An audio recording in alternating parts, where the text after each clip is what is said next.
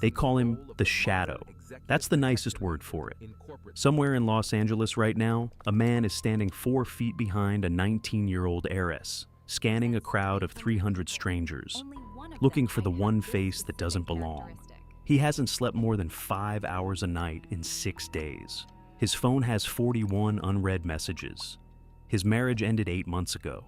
And if a single person in that crowd pulls a weapon, his job, his entire purpose in that moment, is to put his body between her and the bullet. He will not be thanked publicly. He will not be photographed. If everything goes right, no one will ever know his name. This is not James Bond. There is no tuxedo. There is no vodka martini. There is a man who spent $50,000 to learn how to die correctly, working for a family who sees him as replaceable, and a paycheck that, more often than not, isn't enough to cover what the job actually costs him. This is the real economics of being an executive protection agent. And by the time we're done, you'll understand why so many of them quit within 5 years, and why the ones who stay pay a price no client ever sees. Popular culture built a fantasy around this profession, and the fantasy is profitable for everyone except the people living inside it. Movies show sharp suits, private jets, earpieces, a hand on a Glock, a wink at the end of the mission. Reality television dresses bodyguards up as bodyguards to the stars, all glamour, all proximity to wealth, as if standing near money makes you rich. It doesn't. It never has. The psychology behind why people chase this career is almost identical to why people chase acting, or professional sports, or Wall Street trading floors. Proximity to power feels like power.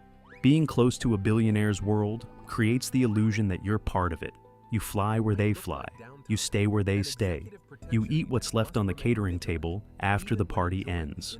For a certain kind of young man, usually former military, former law enforcement, sometimes an ex-athlete looking for the next adrenaline fix, that illusion is intoxicating enough to justify almost anything. So they sacrifice. They sacrifice stability, sacrifice relationships, sacrifice years of their 20s and 30s, chasing certification after certification, hoping that one more course, one more skill, will finally open the door to the world they're guarding but will never belong to. And that's where the machine gets its fuel, because the fantasy needs bodies to keep running. And the training industry knows exactly how badly people want in. Here's where the illusion collapses. Here's the math nobody puts in the brochure.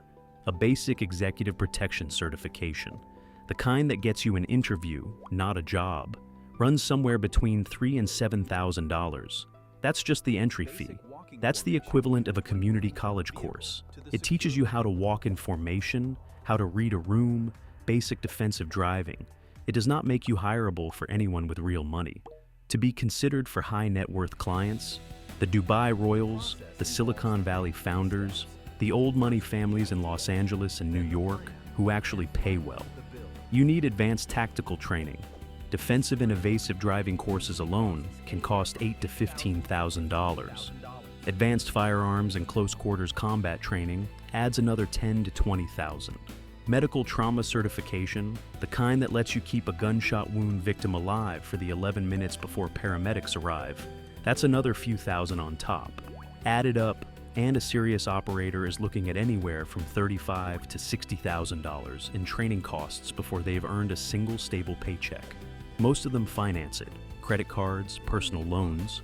Some drain military separation pay or retirement savings to afford it, betting on a payoff that isn't guaranteed to come. And here's the detail almost nobody mentions. None of that debt is a one-time cost. Certifications expire. Firearms quals have to be renewed annually. Driving certifications lapse. The industry is built so that the moment you stop paying to stay sharp, you become unhireable, which means the debt never really goes away. It just gets refinanced into your next contract. Now, here's the part that breaks people. After spending $50,000 to become elite, the income on the other side is nowhere near what the fantasy promised. Entry-level executive protection work, the kind most people actually get after certification, pays between $45,000 and $65,000 a year. That's less than a mid-level office manager makes in most American cities. For a job that requires you to be willing to take a bullet, the elite tier, the operators who protect billionaires and royal families, can make $200,000 or more annually. But that number is deceptive. It hides the structure underneath it, because almost none of these positions are salaried, full-time, benefits-included jobs.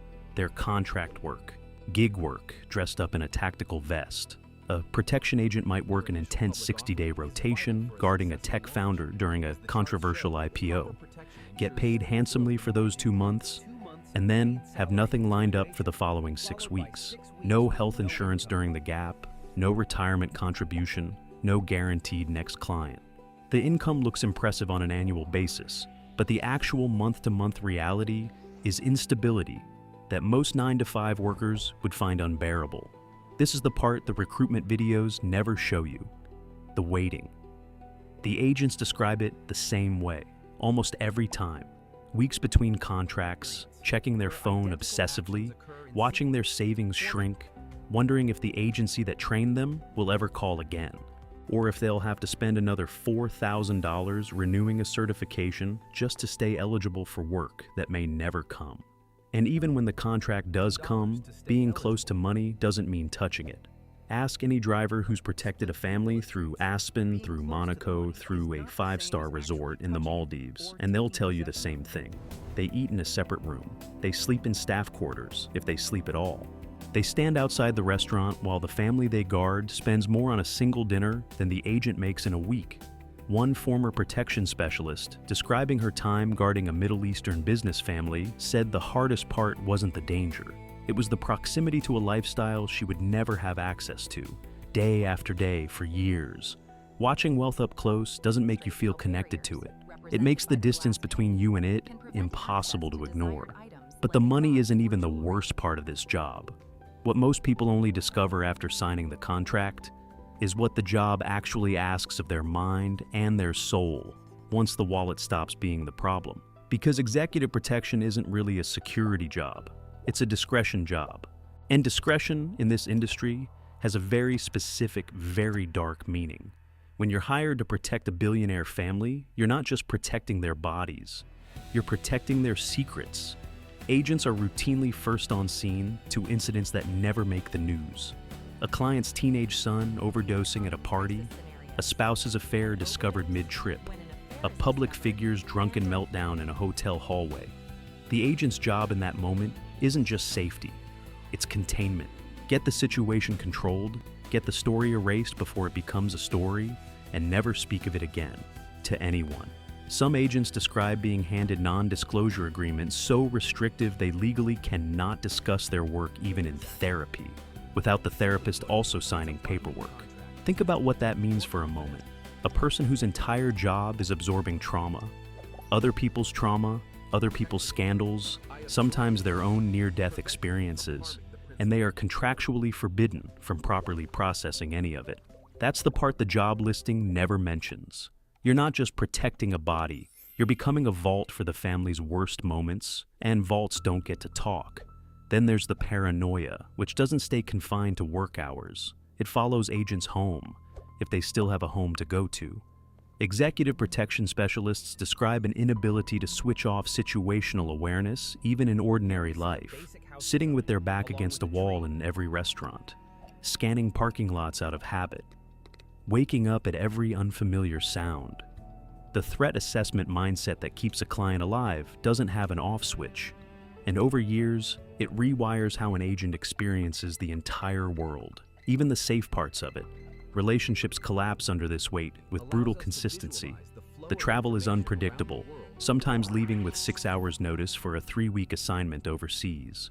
The secrecy means agents often can't tell partners where they're going, who they're protecting, or why. Divorce rates in close protection work run significantly higher than the general population. Some industry estimates, admittedly hard to verify precisely given how private this field is, put it well above 50% among agents with more than a decade in the field. Kids grow up with a parent who's physically present maybe half the year, and emotionally guarded the other half because they're not allowed to talk about what they do. And underneath all of it sits the one truth nobody says out loud in the recruitment brochure, the actual literal job description. You are hired in the worst-case scenario to be shot instead of your client. Executive protection training includes something called cover and evacuate, and in its most extreme form, it means physically placing your own body between an incoming threat and the person you protect. Not theoretically, literally. Agents train for this. They drill it until it's reflexive, until their body will do it before their brain has time to object. Most agents will never face that moment, but every single one of them signs a contract knowing it's possible, and trains as if it's probable, for a paycheck that, as we already established, might not even cover their mortgage that month. One veteran of the field described it simply. He said the job isn't protecting someone's life. It's agreeing quietly to trade yours for theirs, if it ever comes to that, and then getting up the next day and doing your job like that agreement doesn't exist. That's not heroism dressed up in a Netflix thriller. That's a business arrangement, and someone, somewhere, decided that arrangement was worth about $60,000 a year at the entry level. So, who actually survives this career? The ones who stay in this industry for the long haul tend to share a specific trait.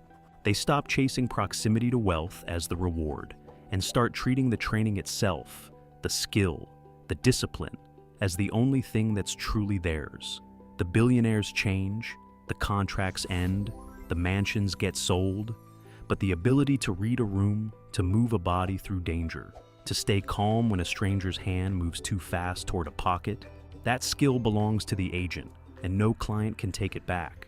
But even the ones who make peace with that trade-off carry something the job never lets them put down: the silence, the debt, the vigilance that never fully switches off, even at their own kid's birthday party, even years after their last contract ends. So, here's the question worth sitting with. If you spend your entire career becoming an expert at protecting other people's lives, their secrets, their safety, their reputations, who exactly is protecting yours?